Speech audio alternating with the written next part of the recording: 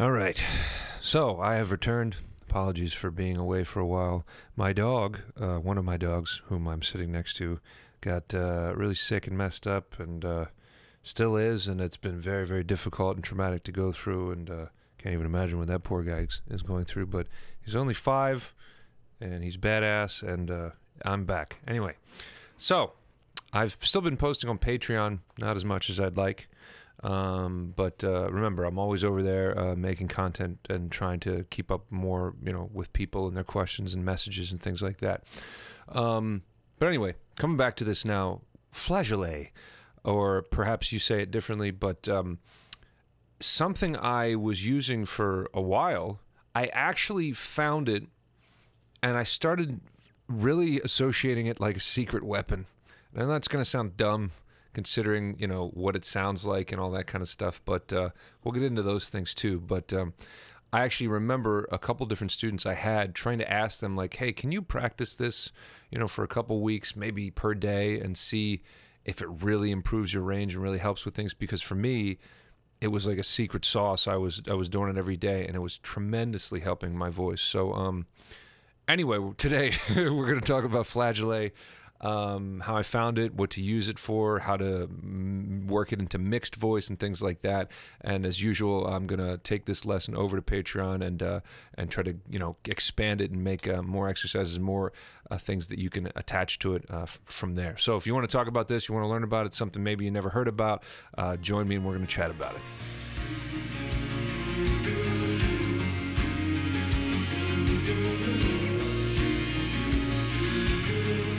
All right, FLAGEOLET. So what the hell is it, first of all?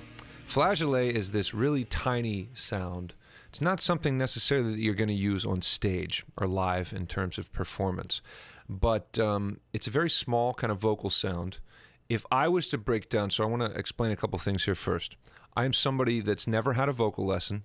I would like to. That would be great. But I never really found people that were able to do what I was able to do, so that was a first strike. And then again, some of them that maybe were like, $500 an hour, things like that are just bananas.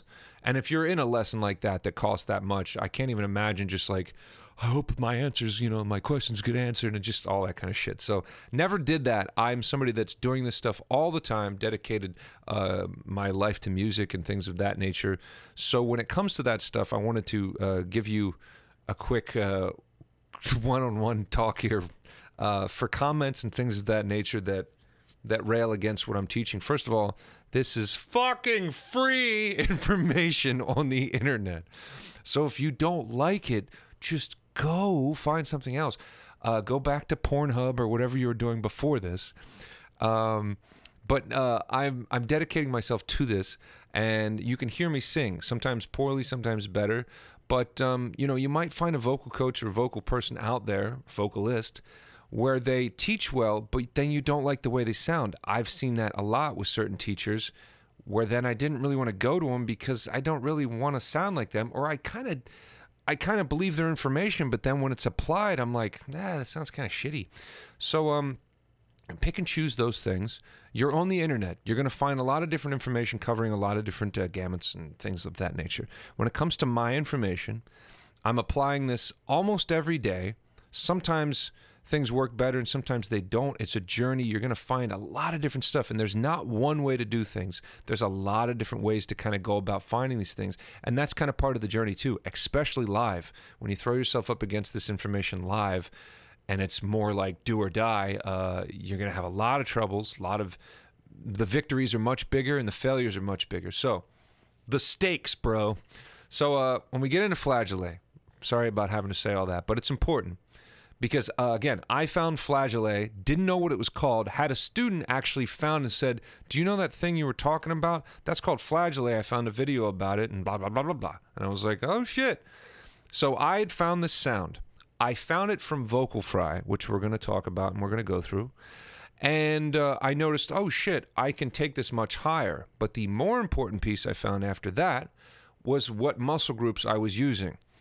If I show you again the muscle group difference between my speaking voice or my regular chest voice and mixed voice muscle groups, if I go ah down here, you should be able to hear that I'm accessing the musculature right here where my vocal cords are.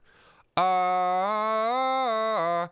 If I go up here and I cry into the sound or whatever, and I start to isolate and figure out where that muscle group is, it sounds pretty fucking different. You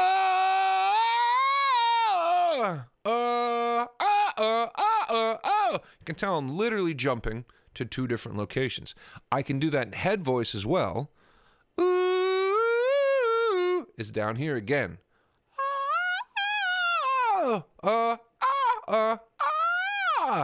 Right there, I'm jumping from a typical head voice to flageolet. Can you see the difference? It's the exact same movement and the exact same 2 different muscle groups for the most part, but my voice is literally jumping to those 2 different places. If you remember or you follow me, you might remember I talked about first finding a mixed type of sound or a mixed muscle group by implementing a cry technique that I learned on the internet a long time ago from an English dude who was talking about, we're going to do the cry technique. So I found those different muscle groups. Anyway, if you can first go about finding this with vocal fry, that is best. When we talk about vocal fry and we go from the top to the bottom, nice and weak, we are covering the entire range of our voice from top to bottom. And no, I'm not pulling in whistle voice, and I don't care about whistle voice, and it's not a usable thing, you know, for me. I don't care about it. But anyway, you heard me go through pretty much the bottom of my range to chest to the top of my range and head. The great thing about that is that is a calm, just nice stretch, and it's taking the rubber band that is the vocal folds and stretching them out. When we use flageolet and we're really high up here, oh, my piano is quiet, and we're using that big stretch there, we're taking the vocal cords and we're stretching them way down, and we're pulling the larynx down where it's supposed to go as we sing higher. If your larynx is rising, there's all kinds of information about that. I've probably released plenty of videos about that and stuff too. But anyway, we're going like this. So you can hopefully see my Adam's apples kind of coming down a little bit or staying in what we're referring to as neutral. My voice box is moving, it's elongating itself, but we're maintaining what's called more of a neutral larynx. Anyway, try to find that with me with vocal fry. You might have already done this, you might have already found this, but maybe you didn't just kind of connect to that one centralized place and realize like, oh shit, that's easier. I can't really, you know, go on stage and go, like you make any, you're not going to do that. But you might have already done it. You might have even found it from doing exercises with lip bubbles and tongue trills, like this. So again, if we go from all this information I always talk about, trace the line, this elevator in the body like a thermometer, it's going up, get the fuck out of the way. If you are in the way and you're getting and doing these kinds of things, bring the head back down. We're moving upwards into the head. Everything is going up. If you feel like you're coming outward or front like this, then you're probably starting to pull tension in. So we pull the head back and we collect ourselves and we move back into the body like this.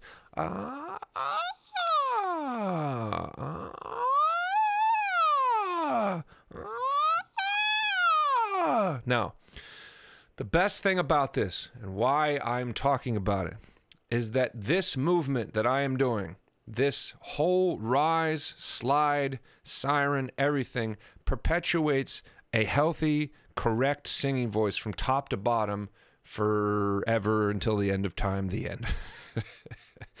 The point of it is that when I do that, that movement, everything should be coming similarly from that movement. The way we're shaping the voice, the vocal tract, the openness of the voice, everything is perpetuated through that movement. This that you hear me doing, sometimes I refer to open throat as if we have a sphere, a round coin type of thing sitting right in the back of the throat where the uvula hangs down.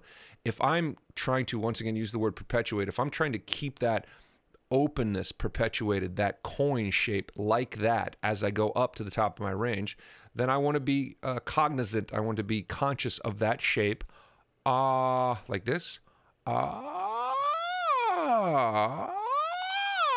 If something is clamping down, impeding, making that shape go from round to this way, then we're having trouble, and we need to go back and figure out what muscle groups are getting in there and fucking it all up.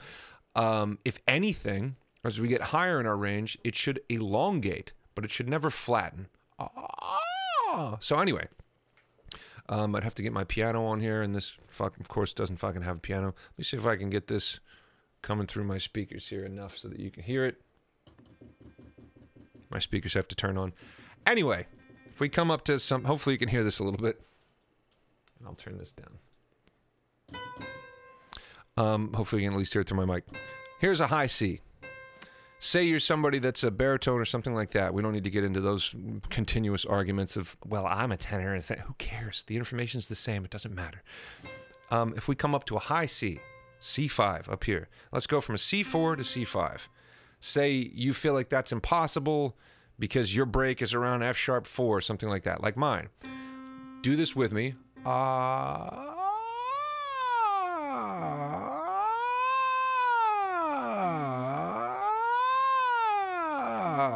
You see that how easy that is. And I'm also doing another thing I'm going to lovingly refer to as the sex doll face. So find a teacher that uses this terminology. Sex doll face, what does that mean? If you ever see a blow-up doll, they're like this consistently because they're ready for love. If I pull my head back and I, once again, perpetuate this openness, again, everything is coming from that. If I become heavy and I sing heavier with distortion, I should be pretty much exactly the same.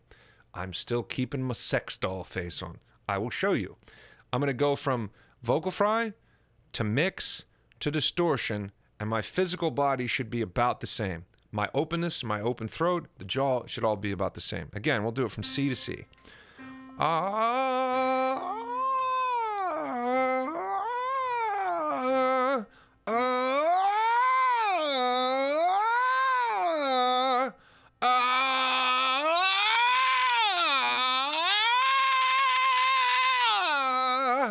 So there I went through different levels of heaviness, but none of this changed.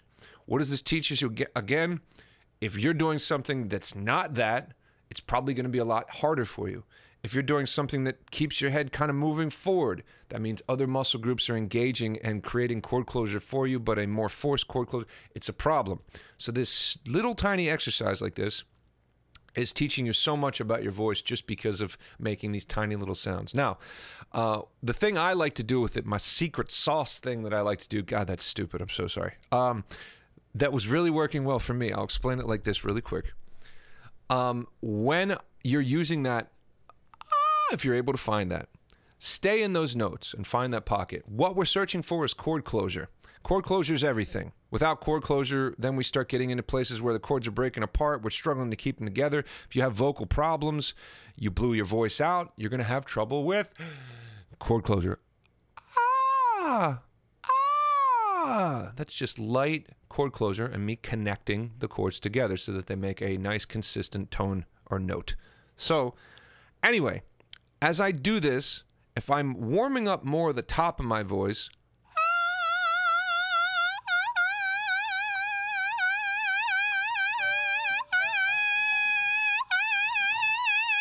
that's a A5. Almost a C6. As I sit in those pockets, I'm stretching my vocal cords as far as they can be stretched. People that are trying to build power and all this kind of stuff and they're worried about being loud and being badass, what you more should be worried about is the elasticity and keeping that elasticity in the vocal folds, because once again, they're like little rubber bands and they need to be stretched.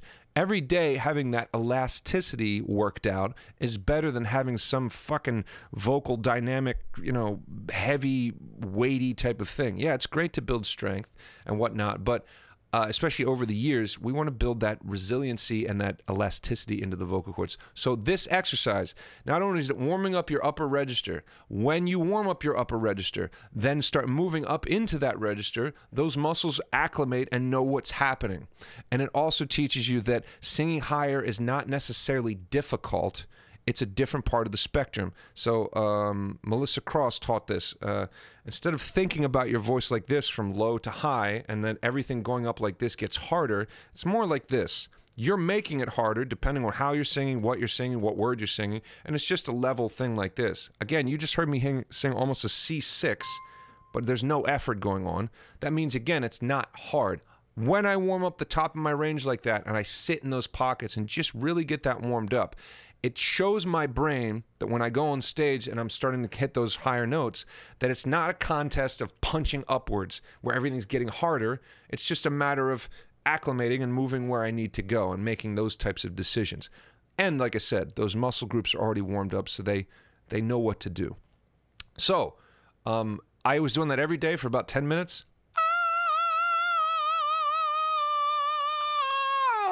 Again, keep warming it up and bridging. Everything's about connecting. It's not and getting stuck and not being able to bridge. It's about keeping that nice, consistent thing like this. And or oh. Now, I want to talk about how to bridge this into mixed voice like you heard me. I'm gonna sprinkle a little bit of this in here, but mostly, like I said, I want to take this over to Patreon so I can help those folks that are supporting me, and you know, that we can create more of a dialogue and talk about these things and all that kind of shit. But if I go from that sound and we're focused on chord closer, I already mentioned that you're not going to be using on stage.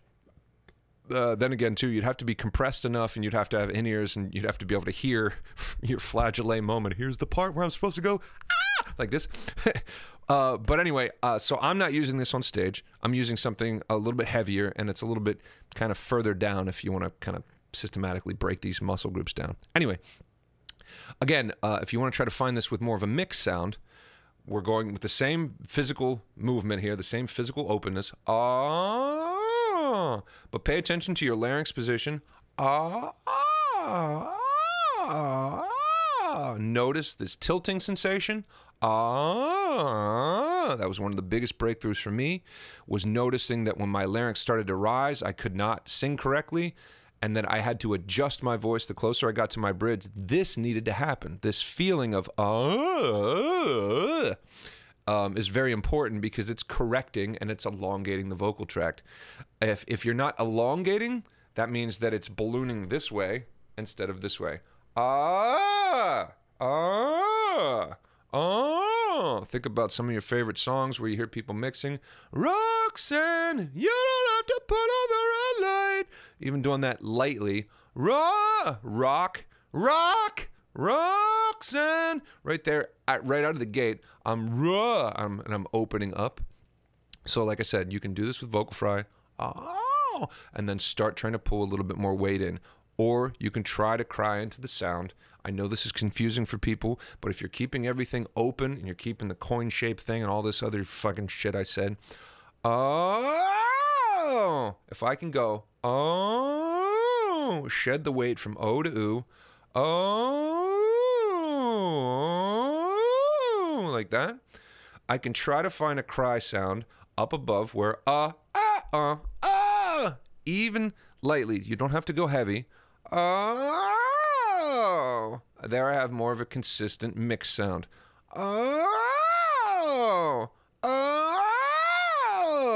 Makes sense? I hope some of this helped you. I hope some of this made some sense. I'm going to go over to the Patreon, folks, if you want to join me over there. Making new tiers here soon where people can reach out to me personally and send me clips of things and see if they're on the right track. You can send me vocal critiques. You can book lessons on the website, all those things. So thank you, everybody. I'll see you soon.